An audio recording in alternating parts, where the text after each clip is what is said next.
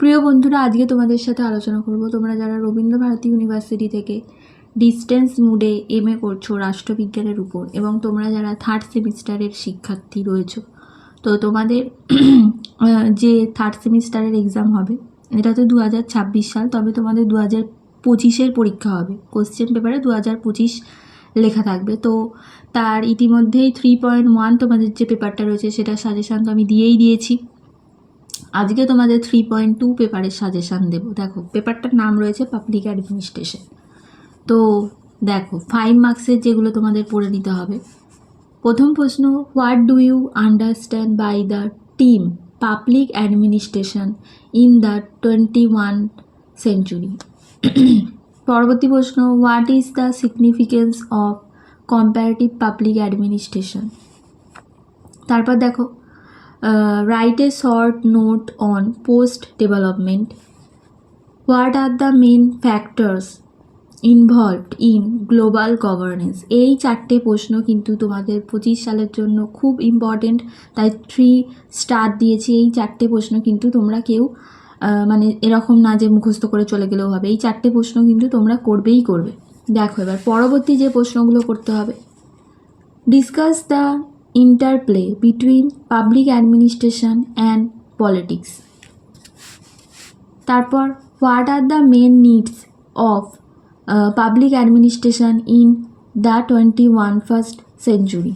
তারপর দেখো, discuss about post-Weberian concept of bureaucracy. Discuss Lenin's theory of bureaucracy. What is post-modernism? What is Frankfurt School? Discuss the features of new public management. তো এই 11টা প্রশ্ন তোমাদের 5 মার্কসের জন্য পড়ে নিতে হবে। এবার আসি 15 মার্কসের। 15 মার্কসের দেখো তোমাদের পড়তে হচ্ছে, describe the major themes of new public administration.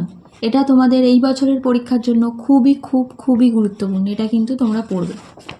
তারপর দেখো, critically evaluate the Marxian understanding of bureaucracy. What are non-state actors? Discuss the role of non-state actors in public administration. এই প্রশ্নগুলো তোমাদের 2025 সালের জন্য খুব গুরুত্বপূর্ণ, কারণ এটা 2023 সালে এই প্রশ্নগুলো এসেছিল, রিপিট হওয়ার চান্স আছে, তাই তোমাদের এগুলো পড়ে নিতে হবে। তারপর দেখো, discuss public choice theory in public administration with special reference to the concept of public goods and private goods. তারপর দেখো, how will you describe the concept of public administration in all this Minnowbrook conference of 1968, 1988 and 2008। ঠিক আছে। তারপর দেখো, মিনোব্রোক যে conference 3টে সাল দিয়েছি, প্রথম, দ্বিতীয় এবং তৃতীয়। বলে রাখি, তৃতীয়টা তোমরা পড়বে, না পড়লেও হবে, তবে প্রথম আর দ্বিতীয়টা কিন্তু খুব ভালোভাবে পড়বে, মানে ওই 1968 আর 1988 এই দুটো কিন্তু খুব ইম্পর্টেন্ট। তারপর দেখো, explain the prismatic sala model formulated by Fred Riggs to analyse the administration system in developing society. তারপর দেখো, হোয়াট ইজ ডেভেলপমেন্ট অ্যাডমিনিস্ট্রেশন, মানে উন্নয়ন প্রশাসন কি।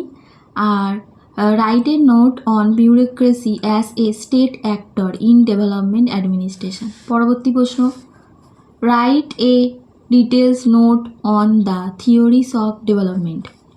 তার পরবর্তী প্রশ্ন, discuss the details the feminist perspective of public administration, মানে জনপ্রশাসনে নারীবাদী দৃষ্টিভঙ্গি। ঠিক আছে।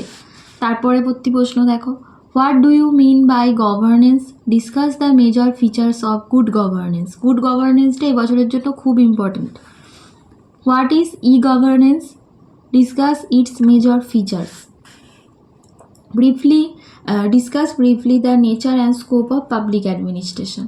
পাবলিক অ্যাডমিনিস্ট্রেশনের প্রকৃতি এবং পরিধিটা তোমরা বড় হিসাবেই পড়ে রাখবে, এখান থেকে ছোট প্রশ্ন দিতে পারে। হয়তো বললো যে পাবলিক অ্যাডমিনিস্ট্রেশনের নেচার লেখো, কিংবা হয়তো 5-এ দিতে পারে পাবলিক অ্যাডমিনিস্ট্রেশনের পরিধি বা স্কোপ লেখো। এটা দুটোই পড়ে রাখবে, তবে 15 থেকে 5-এ আসার চান্স বেশি।